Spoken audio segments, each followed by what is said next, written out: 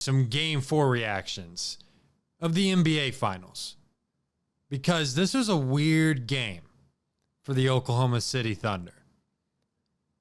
This was, first of all, this is a game they needed to have. Everybody knows that the Thunder needed to win this game. I mean, going down 3-1, the odds, they're not favoring you. I mean, we've only seen one team in NBA history come back down 3-1 to win a title. So the Thunder knew what was at stake, but also the Pacers knew what was at stake of going up 3-1 and taking control, complete control of this series. Because in my personal opinion, I thought the Pacers had this game on lock. They had control basically the entire game. And then the Thunder just kept hanging around. And in the fourth quarter, SGA had 15 points, was getting to the free throw line. Now, whether people want to sit here and say he was pushing off on some of his shots, I believe he was.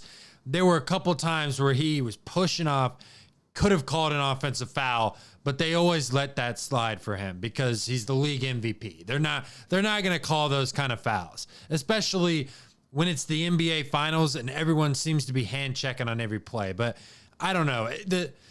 The foul calls seem to be very weird. They're super inconsistent for me, because there was that one play where Miles Turner blocked a shot, got it all ball on Chet Holmgren, and they called a foul. And then there's one play where basically Obi Toppin just goes into Caruso shoulder first, just rams into him. They call a flagrant, which I'm not really sure. Like, a flagrant is an unnecessary act.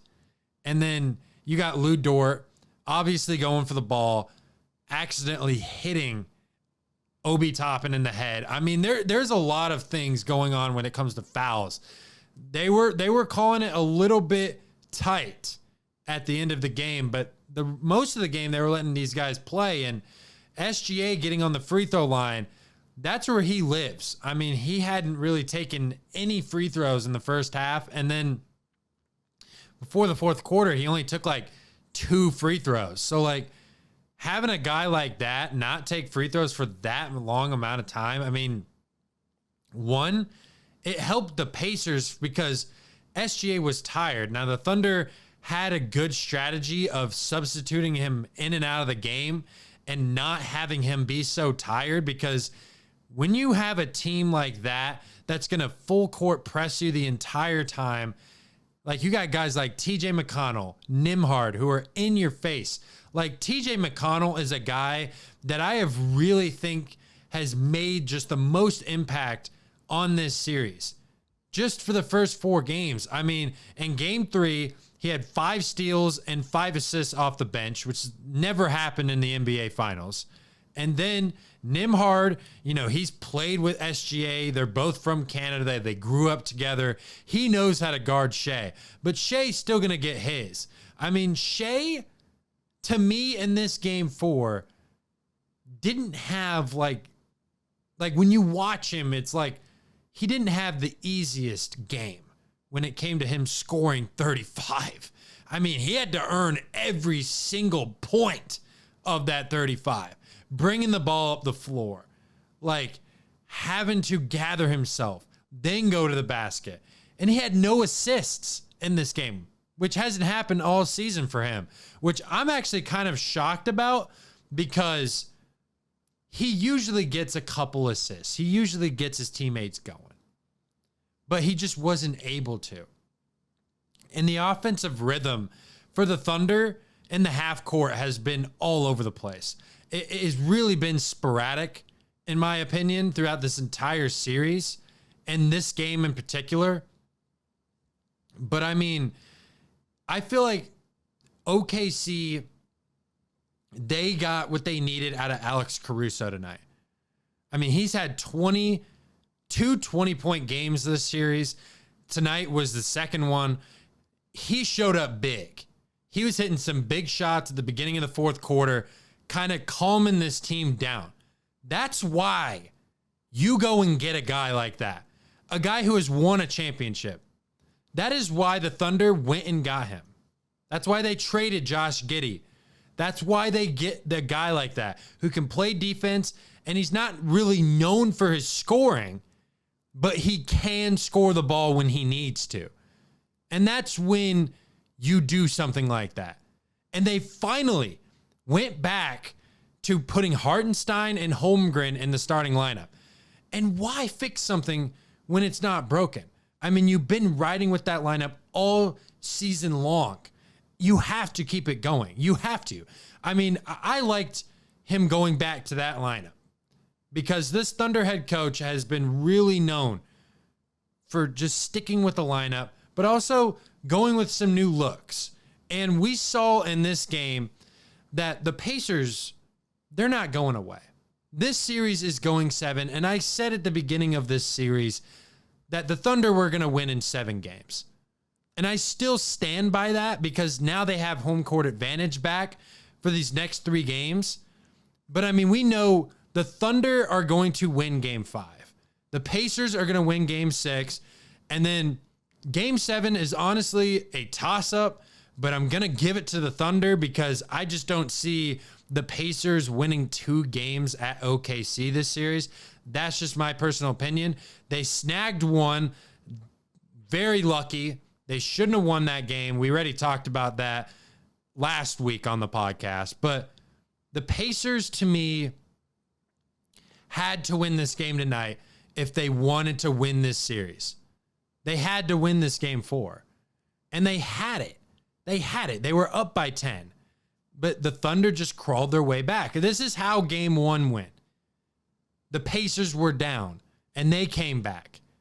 I mean, the reason the Pacers lost this game is because they couldn't knock down their free throws at the end of the game. They could not do it. Like, you have to hit your free throws. And they were creating turnovers. They were giving themselves opportunities. But you have to take advantage of this bad three-point shooting because the Thunder only hit 3 threes, a season low. They shot 17% from the three-point line. Like, I'm sorry, but like most of the time in this modern day NBA, if you shoot 17% from the three-point line, you're not going to win. You're just not going to win games. Like, I'm honestly shocked that the Thunder shot this poorly from 3 and won this game. Like, that's crazy to me. Crazy. I mean, and then when you look at these numbers for the Thunder, I mean, and most of the time, like, it's like, it's not like they were bad shots. Like 3 threes made in the entire game. But SGA, he made one that was massive in the fourth quarter. He came up big. This was his marquee game. And this game right here reminded me so much of game 4 in the Nuggets series for the Thunder because they were down 2-1 in that series as well going into game 4. And they were down 8 going into the fourth quarter. Very similar to this game. They were down 7 going into the fourth quarter. And they somehow got some stops, prevented this Pacers offense from scoring. That's where they're at their best. Now, I've kind of said this like all playoffs long, like their offense can be a little shaky at times. It concerns me sometimes. But their defense is, I mean, it's generational. Their defense is generational. Like when you've got Chet Holmgren getting 10 plus rebounds, blocking shots, I mean, that is when he's at his best. Now, he is a little sporadic on offense, but he shows up when it matters. I mean, the offensive rebounding, no one was boxing him out in the fourth quarter. He had 2 massive putback dunks. I mean, you gotta be able to box him out if you're Indiana. You can't allow those easy points. You just can't. I mean, let's look at these offensive rebounds. I just want to, because offensive rebounds in playoff basketball are just so big. I mean, the Thunder had 12 offensive rebounds to Indiana's 7. And the Thunder out-rebounded the Pacers 43-33. I mean, the Pacers have to be able to rebound. They have to. And like Miles Turner, like he wasn't really hitting his 3-point shots. He was 0 for 6 from 3. 0 for 6. And he only had 2 rebounds. Like, the Pacers are not going to win if Miles Turner is, 1, shooting poorly from the 3-point line, but most importantly, 2, not rebounding the basketball. Like, he has to get rebounds. I mean, this OKC team, Chet Holmgren had 15 rebounds. 15. Hartenstein had 6. Jalen Williams had 7 rebounds. And then you've got Caruso with 20 points off the bench. Jalen Williams had 27. And the Pacers, they only had one guy who had 20 points. And that was Siakam. And Halliburton didn't really shoot particularly well from 3. He was 1 for 7.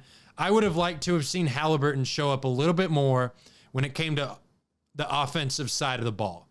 Defensively, he was honestly not bad. Like, he was creating turnovers. He had 2 steals. Pascal Siakam was also really good with 5 steals. But, I mean, we talked about it on the last podcast with Ethan. And Ethan was saying that Siakam gets the ball too early. And a lot of times, Siakam was catching the ball above the 3-point line, having to create just so early. So early. He's trying to do so many things. Like, you got to get Siakam the ball in the low post, especially when you've got a guy like Jalen Williams guarding him. You got to take advantage of that mismatch.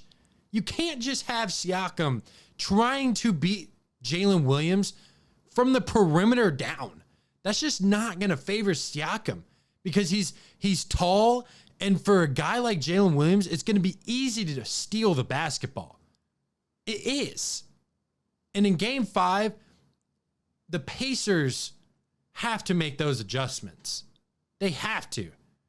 And the Pacers shot the ball well tonight. I mean, they did. They didn't shoot the ball back. I'm not saying the Pacers played poorly. It was just down the stretch. But there were also things that they were doing throughout the game that I feel like they could have done differently. Now, the Pacers, I mean, they shot 30% from 3, 42% from the field. But if you look at the field goal percentage, the Thunder shot 47%. They shot better than the Pacers did from the field. And they got to the free throw line a little bit more. The free throws, I mean, the Pacers were 75% from the free throw line. The Thunder were 89%. I mean, if you're not hitting your threes, but you're hitting your free throws, that can make a difference in any game. And that's why the Thunder won this game, because they were able to capitalize, get Shea on the free throw line, and that's where he cooks. Talk to me, baby. Talk to me nice. I'm from another world, baby, yeah. Broadway paradise. They think I'm way too cold, cause I put my